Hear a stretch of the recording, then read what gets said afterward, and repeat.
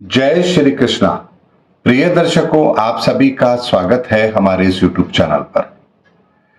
दर्शकों, मैंने जब पिछले कुछ सालों के ग्रहों का अध्ययन किया, उसके गोचर का अध्ययन किया है, तो बहुत सारे चौंकाने वाले परिणाम मेरे सामने आए हैं।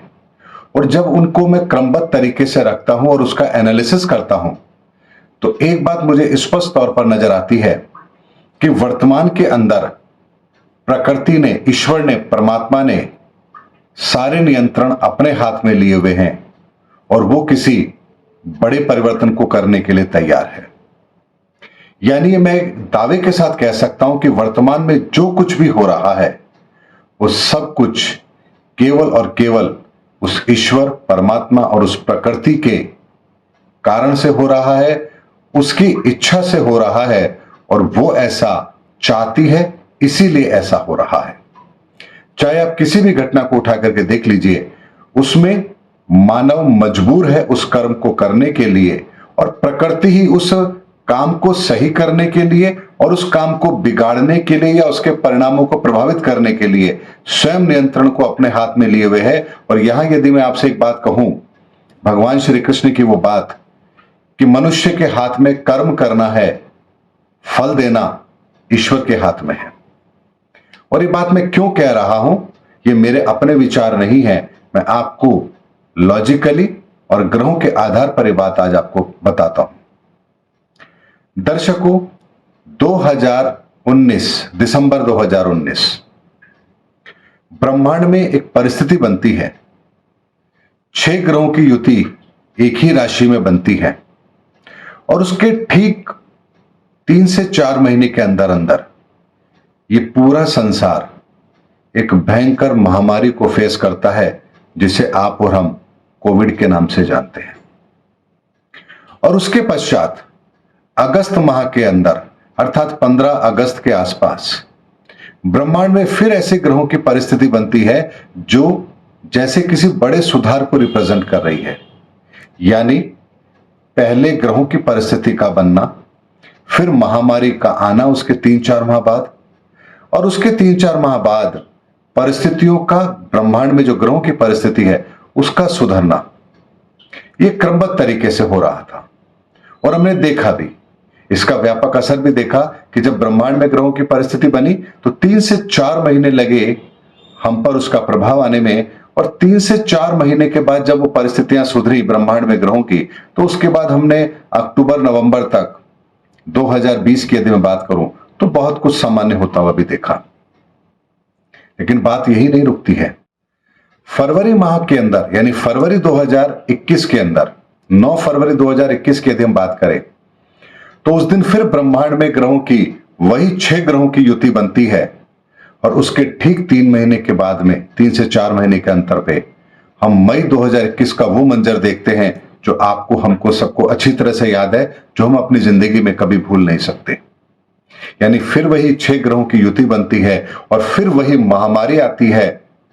और उसके बाद में सितंबर 2021 के अंदर फिर ग्रहों की एक अच्छी स्थिति बनती है, जिसमें बहुत सारे ग्रह अपनी स्वराशि या उच्च राशि में स्थित हैं। और ये भी फिर हमें एक नए सृजन की ओर इशारा करता है। यानी 2 बार हमने लगातार ठीक उसी तरह की स्थिति देखी, ब्रह्मांड में ग्रहों की परिस्थिति का बनना, उसके 3 से 4 महीने बाद एक महामारी का विकराल रूप देखना, और उसके 3-4 महीने के बाद में फिर वापस से परिस्थितियों का ठीक होना ब्रह्मांड में ग्रहों की।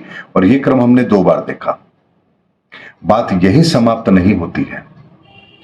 तीसरी बार फिर 2 मार्च 2022 ब्रह्मांड में फिर ग्रहों की परिस्थिति बनती है, लेकिन इस बार 6 ग्रहों की युति एक घर में ना होकर के 7 ग्रहों की युति 2 राशियों में बनती है।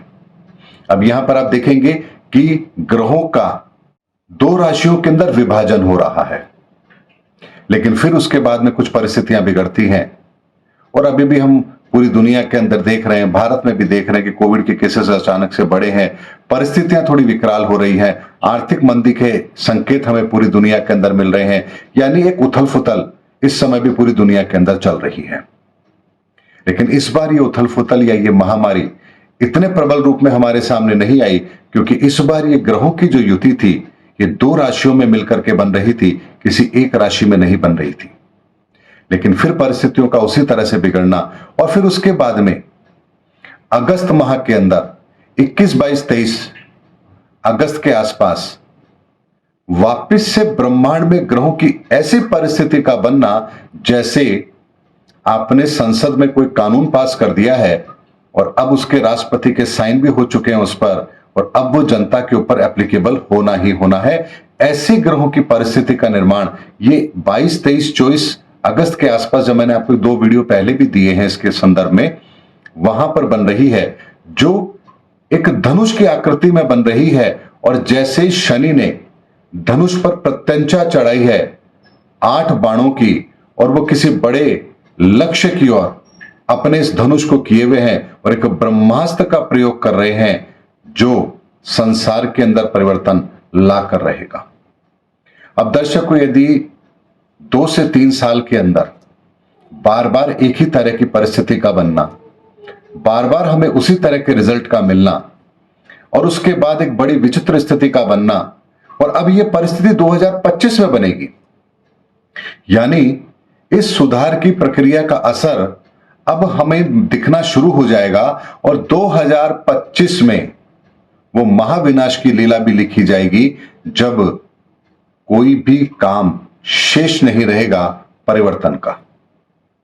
दर्शकों, एक बहुत बड़ी घटना है ब्रह्मांड के अंदर ग्रहों की, जिसका आकलन मैंने आपको दिया है।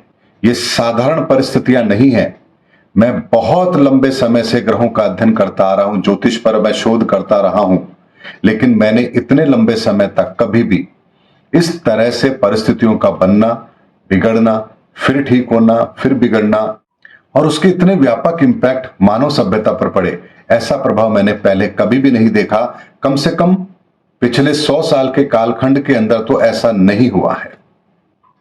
ऐसे में दर्शकों, एक बहुत बड़ा परिवर्तन है, और अब लग रहा है कि जैसे प्रकृति ने सारे नियंत्रण अपने हाथ में ले लिए हैं, और अब वो बड़ा परिवर्तन करके रहेगी, और प्रकृति हमें अर्थात मनुष्य को अपने तरीके से अपने काम में इस्तेमाल करेगी। ये भी मुझे अवश्य दिख रहा है।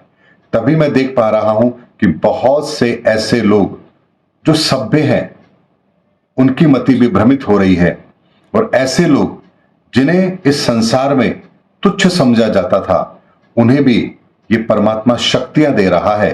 ये इतना बड़ा जो परिवर्तन है, ये इंसान कभी नहीं कर सकता, ये सिर्फ और सिर्फ वो परमात्मा कर सकता है। और परमात्मा ने इस बार सारे नियंत्रण अपने हाथ में लिए हैं, और अब वो प्रकृति में बहुत बड़ा परिवर्तन करने वाला है, इस संसार में बहुत बड़ा परिवर्तन करने वाला है, और इसे आप और हम बहुत जल्दी इस संसार में घटित होता हुआ भी देखेंगे। इसीलिए दर्शकों, इस पूरे घटनाक्रम को जो मैंने आप लोगों के सामने रखा, इसमें एक विशेष बात यह है कि हम सबको इस समय पर कैसा आचरण रखना है। दर्शकों, हमें इस समय पर केवल और केवल दृष्टा बनकर इन सब परिस्थितियों को देखना है, और बिना किसी भय, लोभ, लालच के, किसी भी तरह की पार्शलिटी के, हमें केवल और केवल सत्य का साथ देना है, सत्य के रास्ते पर चलना है, मानवता की भलाई के लिए काम करना है, और कोई भी निर्णय अपने बिना विवेक के इस्तेमाल किए हमें नहीं करना है। मात्र इतना सा हमारा ये ध्येय हमें इस समय पर विजयी अवश्य बनाएगा। उम्मीद करता हूं दर्शकों, मेरा वीडियो आपको जरूर अच्छा लगा होगा। अगले वीडियो में आपसे फिर भेंट होगी, तब तक हमारे चैनल पर बने रहिए। जय हिंद, जय भारत।